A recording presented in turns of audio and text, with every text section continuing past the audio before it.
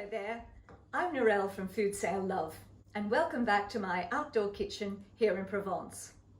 Well, it is such a beautiful day out there that I thought we'd make the most of these fabulous spring vegetables and prepare a crudité with a homemade mayonnaise. Let's start with the mayonnaise. My French mother-in-law used to make mayonnaise traditionally with a wooden spoon and a mortar. Of course, she could never make enough, and the family used to fight over what little she could make. But nowadays, you can either use a whisk, or even better, a blender, or an electric whisk, and I can make twice as much in half the time. So let's get started. The ingredients are 2 egg yolks, a teaspoon of Dijon mustard, salt and pepper, about a cup of olive oil or a mixture of different oils if you prefer, and the juice of half a lemon.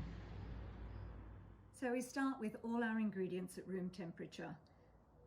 2 egg yolks, a teaspoon of Dijon mustard, salt, pepper,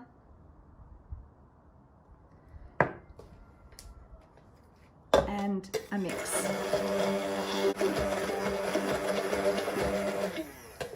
Once that's mixed nicely together, we start with the olive oil, and just a little drop to start with.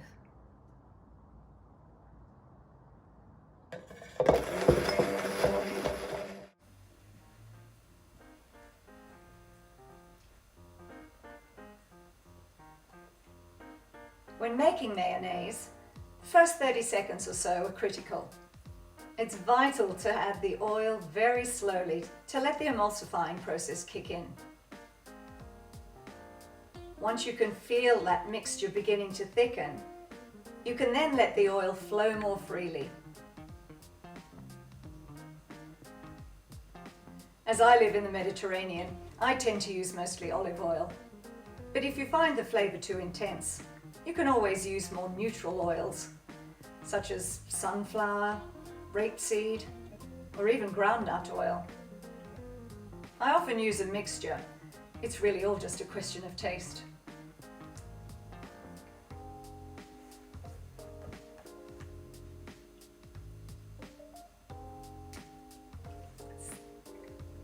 I can feel it now thickening nicely.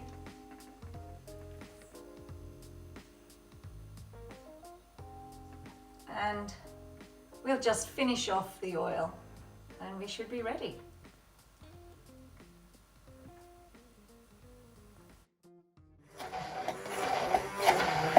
Looking pretty good.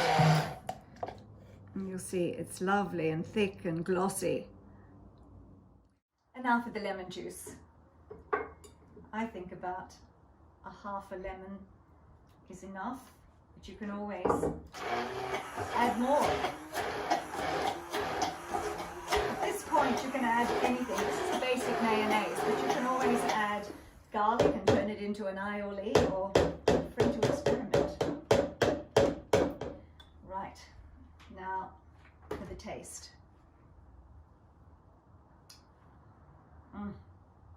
Oh, it's delicious. Actually, just as it is. Absolutely wonderful. Now, I'll clean it out, and we can store that in the fridge for up to a week. But I bet it won't last that long.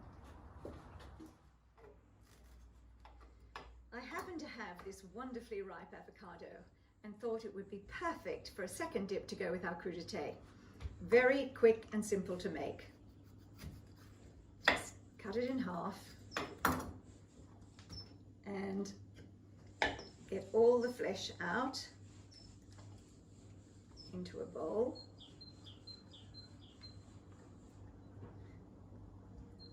No?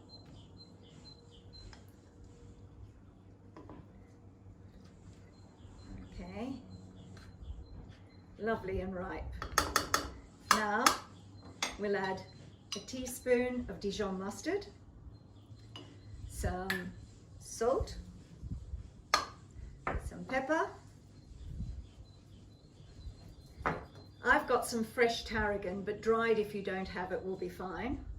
About a teaspoon of that, and about a teaspoon of some spring onions for a little kick. And then About 1 clove of garlic will be fine. Obviously, if you like it with more punch, add a bit more. Then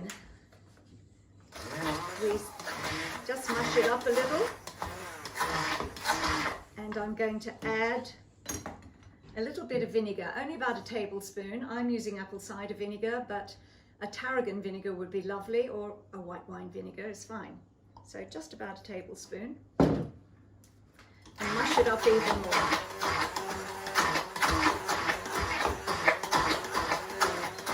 That looks good. And now we add creme fraiche. If you don't have creme fraiche, yogurt is good. A good Greek yogurt is a wonderful substitute. And just a couple of teaspoons of that. Fold it in, and that's it. You've got a lovely second dip. So we'll just pop this in the fridge and prepare our crudité. I've halved a couple of peppers here to use as bowls for our dips. The avocado going into the yellow and the mayonnaise going into the red pepper. And now for the crudité. Crudité means raw things, and in this case, raw vegetables.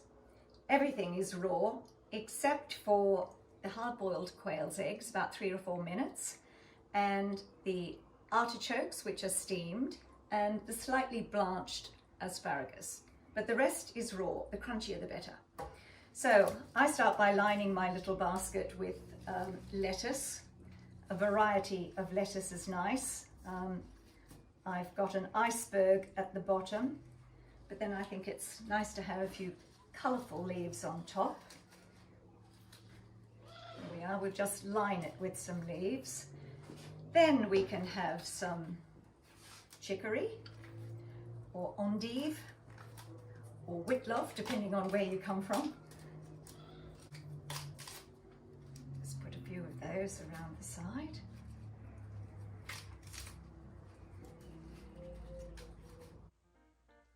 Try and make it as colourful as you can with whatever's in season, whatever you've got. I've got some red peppers here and some little cauliflower and broccoli florets and spring onions. They're good to pop down the side of the basket. And some celery. Celery sticks are always good, nice and crunchy. And the artichokes, and cucumbers, cut different ways, sliced and sticks. Carrots, of course carrots are always colourful, and mushrooms, and celery sticks.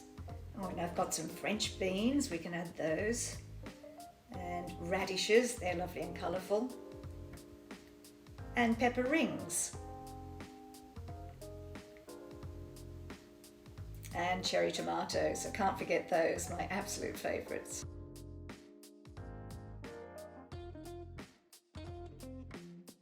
And of course a few quail's eggs.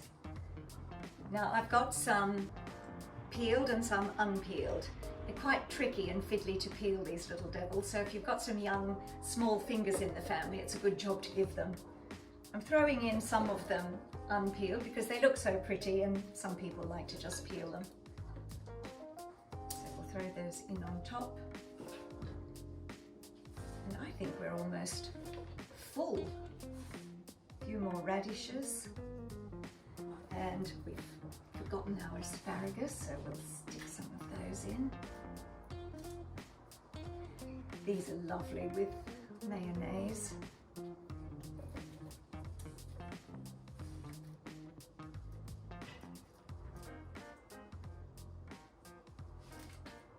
What else? I think we're pretty much done.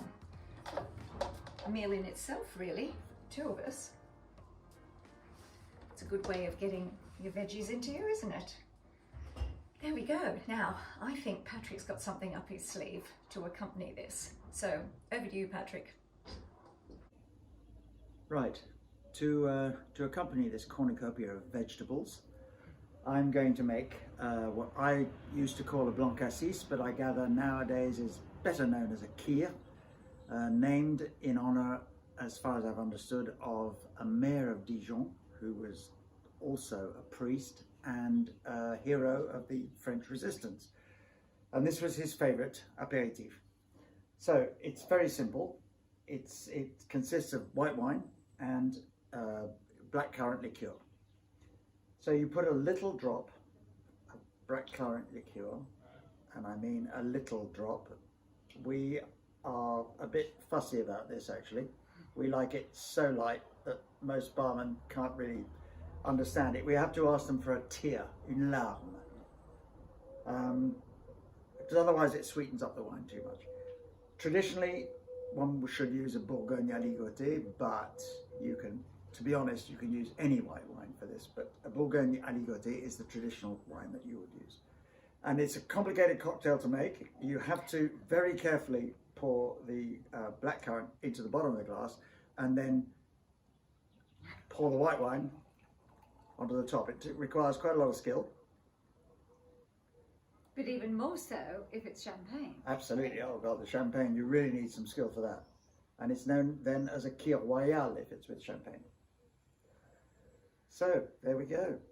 And I absolutely love this as an aperitif. So cheers everybody, and thank you, Patrick. Pleasure, my love. Thank you and cheers.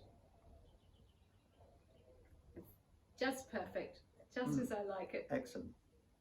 So what are we going to start with here? Well, I don't know. I'm going to have a I'm little going to start with quail's egg and a carrot and some avocado. Quail's egg and mayonnaise. I knew you'd start with a mayo. Absolutely.